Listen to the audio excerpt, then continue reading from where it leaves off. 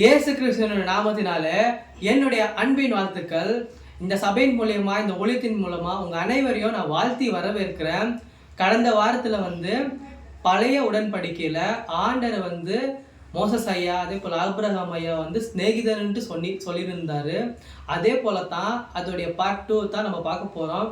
புதிய ஏற்பாடு காலத்தில் நம்ம இயேசு கிறிஸ்து யாரெல்லாம் ஸ்நேகிதர்னு சொன்னார், எந்த மாதிரியான சூழ்நிலையில் போய் அவர் ஸ்நேகிதர்னு சொன்னார் அப்படின்றலாம் நம்ம பார்க்க இருக்கிறோம்.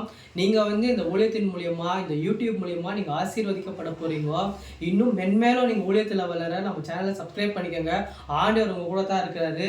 என்ன வார்த்தை நீங்கள் கேட்டிங்கனாக்கா, மத்தேயு 26ஆம் அதிகாரம் 21 நீங்கள் வாசிங்கனாக்கா, அவர் போஜனம் பண்ணுகையில் அவர் உங்களில் ஒருவன் என்னை காட்டி கொடுப்பான் என்று மெய்யாகவே சொல்லியிருக்கிறேன் அப்படின்ட்டு ஆண்டவராகிய இயேசு கிறிஸ்து இந்த வார்த்தை சொல்லியிருக்கிறாரு. அப்போதுக்கு அவங்க 12 பேரும் நம்ம உடன்படிக்கை, அதாவது அப்பத்தையும் சரீரத்தையும் அவங்க புஷ்டி கொண்டு இருக்கும்போது ஆண்டவர் வெளிப்படையாக சொல்கிறாரு, உங்கள் 12 பேரில் ஒருத்தர் நீங்கள் என்னை காட்டி கொடுக்க போகிறீங்க அப்படின்ட்டு. இப்போ இதுக்கும் நீங்கள் சொன்ன அந்த ஸ்நேகிதனேன்னு சொன்னீங்க பார்த்தீங்களா பிரதர், அதுக்கும் என்ன சம்மந்தம் நீங்கள் கேட்டிங்கனாக்கா, கண்டிப்பாக சம்மந்தம் இருக்குது. ஏன்னா அவர் காட்டி கொடுக்கறதுக்கு முன்னாடியே ஆண்டவர் அவருக்கு சொல்லிடுறாரு என்னன்ட்டுனாக்கா, உங்கள் 12 பேரில் ஒருத்தர் என்னை காட்டி கொடுக்க போறீங்க அப்படின்னு சொன்ன உடனே யூதாஸ் காரியத்து நானான்னு போய் கேட்டிருக்கிறாரு. அப்போவாச்சும் அவர் தெரிந்திருந்தாருன்னா கண்டிப்பாக இன்னும் உங்களுக்கு நிறைய செஞ்சுக்கலாம். ஏன்னா பேதுரு ஐயா கூட அவர் 3 தடவை மறுதளிச்சாரு. ஆனால் பேதுரு ஐயா மனம் திரும்பி ஆண்டவருக்கு திரும்ப வந்துட்டாரு. ஆனால் இவர் மனம் திரும்பல, தற்கொலை செஞ்சுக்கிட்டாருன்ட்டு நம்ம வேத வாக்கியத்தில் நம்ம பார்க்குறோம். ஆனாலும் அவர் அப்போ அப்படி சொன்னார், இந்த மாதிரி நீங்கள் ஒருத்தர் என்னை காட்டி கொடுக்க போகிறீங்க அப்படின்னு சொன்ன உடனே நம்ம யூதாஸ் காரியத்து போய் நானும் ஆண்டவரே அப்படின்னு கேட்டார். அதுக்கு அடுத்த வசனம் நீங்கள் என்னன்னு பார்த்தீங்கன்னாக்கா, 50வது வசனத்தில் இயேசு அவரை நோக்கி, சிநேகிதனே எதற்காக வந்திருக்கிறாய் என்றார். அப்பொழுது அவர்கள்கிட்ட இயேசுவை பிடித்தார்கள் அப்படின்ட்டு இங்கே வசனம் சொல்லுது.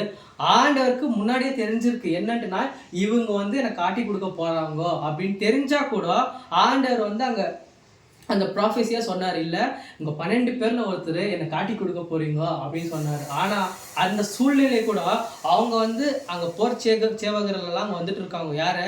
நம்ம இயேசு கிறிஸ்துவை கூட்டிகிட்டு போகிறதுக்கு. அப்படி வந்தால் கூட அங்கே அத்தின் பேர் வந்தால் கூட அவர் யூதாஸை பார்த்து அப்படி சொல்கிறார் என்னன்ட்டுனாக்கா, ஸ்நேகிதனே எதற்காக இங்கே வந்தாய் அப்படின்ட்டு.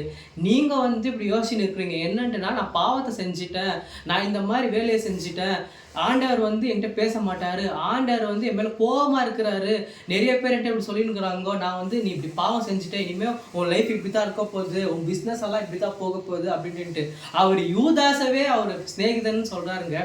ஆண்டவர் எப்பேற்பட்ட ஆண்டவர் நீங்கள் யோசிச்சு பாருங்க. உங்கள் ஆண்டவர் ரொம்பவே நல்லவர். ஆண்டவர் மன்னிக்கிற தேவனுங்க. அவர் அப்போ கூட என்ன சொல்கிறாருன்னா, ஸ்நேகிதனே, நண்பன் சொல்கிறாரு, ஃப்ரெண்டுன்னு சொல்கிறாருங்க. யூதாஸ் காரியத்தை அவர் காட்டி கொடுத்தவர். அவரவே அப்படி சொல்லும்போது நானெல்லாம் அவருக்கு எவ்வளோ பிடிக்கும் தெரியுமா? ஆண்டவர் உங்கள் மேலேயோ ஏன் எப்பேற்பட்ட திட்டத்தெல்லாம் வைத்திருக்கிறாருனாக்கா, அது நீங்கள் ஆண்டவர்கிட்ட வரும்போது தான் உங்களுக்கு வெளிப்படையாக அது தெரியும். ஆண்டவர் எப்படி வெளிப்படையாக அங்கே 12 சீஷன் மாதிரி சொன்னாரோ என்னன்ட்டுனா, உங்களில் ஒருவர் என்னை காட்டி கொடுக்க போகிறாரு அப்படின்னு சொன்ன உடனே அவர் யூதாஸ் போய் நானான்னு போய் கேட்டாராம்மா. ஆனால் அப்போ கூட யூதாஸ் காரியத்தை அவர் மனம் திரும்பல. ஐயோ நம்ம ஆண்டவருக்கு இப்படி பண்ண போகிறோமே, நம்ம மனம் திரும்பணும் அப்படின்ட்டு அவர் கூட யோசிக்கல.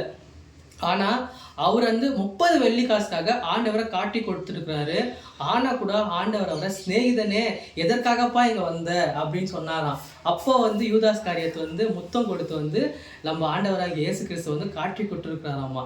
அப்படி இருக்கும்போது கூட ஆண்டவர் அவரை ஸ்நேகிதனேன்னு சொல்லுவார்.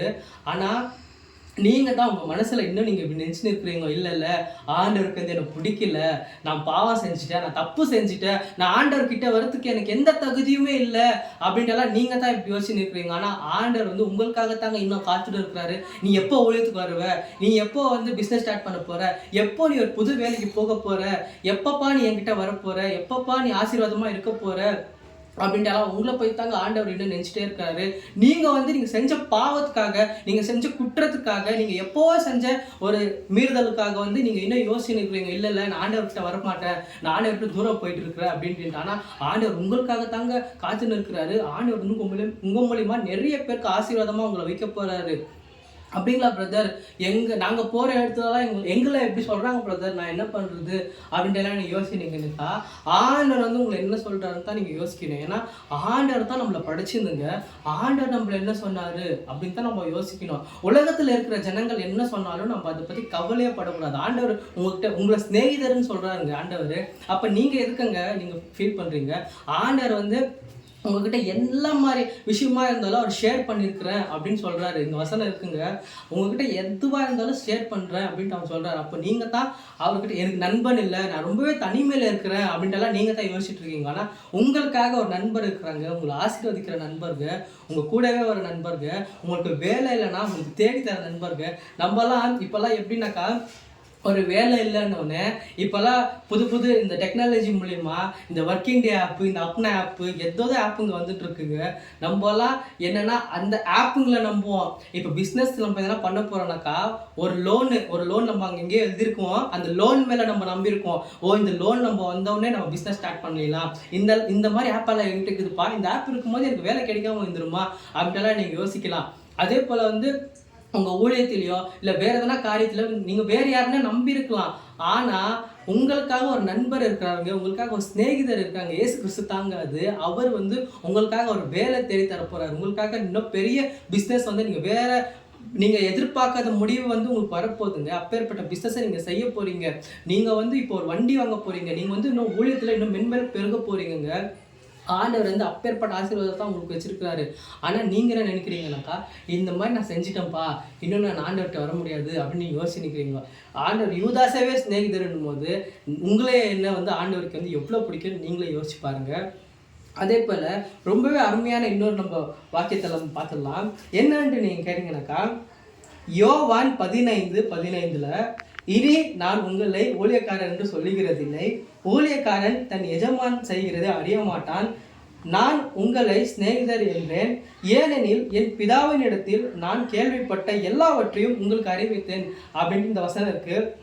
நீங்கள் வந்து இப்போ வேலைக்கு போயிருக்கிறீங்க வச்சுக்கோங்களேன். நீங்கள் வேலைக்கு போகும்போது வந்து உங்கள் ஓனர் வந்து இப்போ நெக்ஸ்ட்டு வந்து அந்த பிஸ்னஸை வந்து இன்னும் டெவலப் பண்ணுறதுக்கோ சரி, இல்லை எங்கன்னா லோன் வாங்குறதுக்கோ சரி, இல்லை வேறு எதனா பிஸ்னஸ் வந்து எவ்வளோ டர்ன் ஓவர் நம்மளுக்கு ஆகுது அப்படின்ட்டாலாம் உங்ககிட்ட வந்து எனக்கு எதாவது ஷேர் பண்ணியிருக்கிறாரா? எனக்கு இவ்வளோ ப்ராஃபிட் வருதுப்பா, எனக்கு வந்து இங்கேருந்து இவ்வளோ லோனுங்க வருதுப்பா, எனக்கு வந்து இவ்வளோ எனக்கு இது வருது, ப்ராஃபிட் மூலிமா நான் இவ்வளோ சம்பாதிச்சுன்னு இருக்கிறேன், நான் இந்த மாதிரி என் ஷேர் மூலிமா எனக்கு இவ்வளோ அமௌண்ட்டுங்க வருது, நான் இங்கே வந்து இங்கே இன்வெஸ்ட் பண்ணியிருக்கிறேன், இந்த இன்வெஸ்ட்மெண்ட் மூலமாக எனக்கு இவ்வளோ ப்ராஃபிட் வந்துருக்குன்ட்டாலாம் என்னைக்காச்சும் உங்கள்கிட்ட ஷேர் பண்ணியிருக்கிறாங்களா?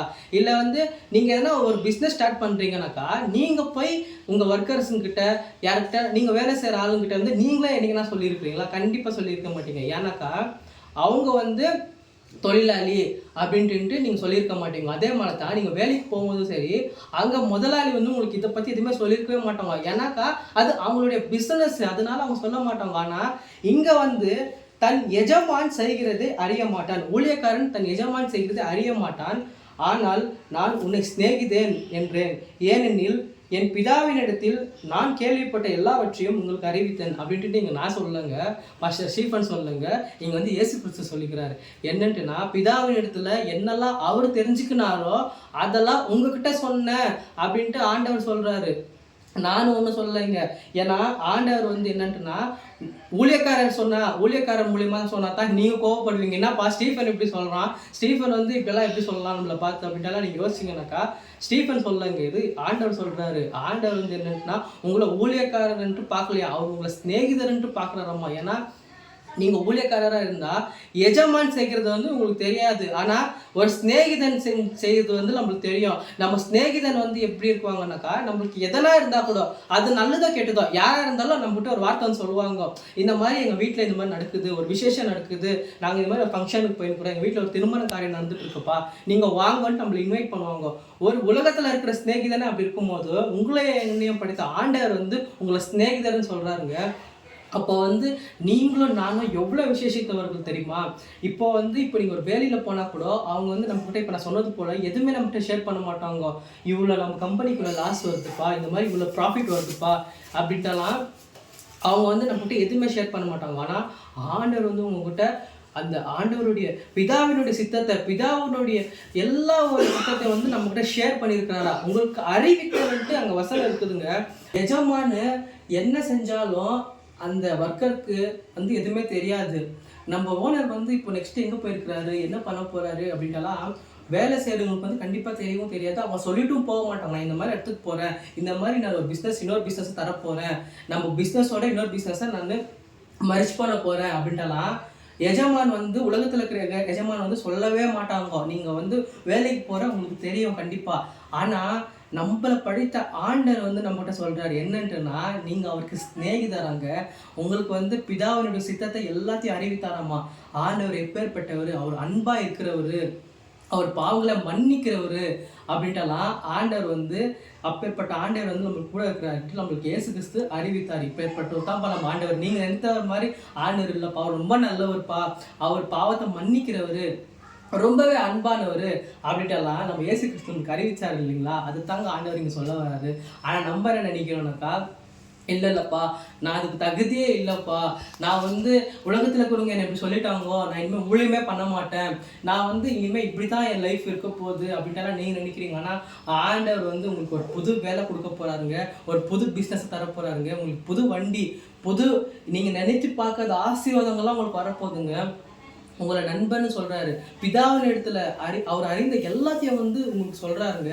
அப்போது ஆண்டவர் சொன்னாக்கா அது ஆசீர்வாதமாக தான் இருக்குங்க. கண்டிப்பாக இதை நீங்கள் விசுவாசிக்கணுங்க.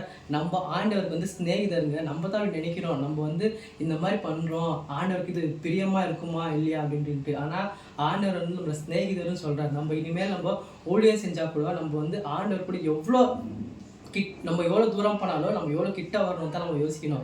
நம்ம வந்து நேற்று வந்து எப்படி இருந்தோமோ அதை நம்ம யோசிக்கிறது வேண்டாங்க. இனிமேலாச்சும் ஆண்டவர்கிட்ட நம்ம ஒன்றா இருக்கலாங்க.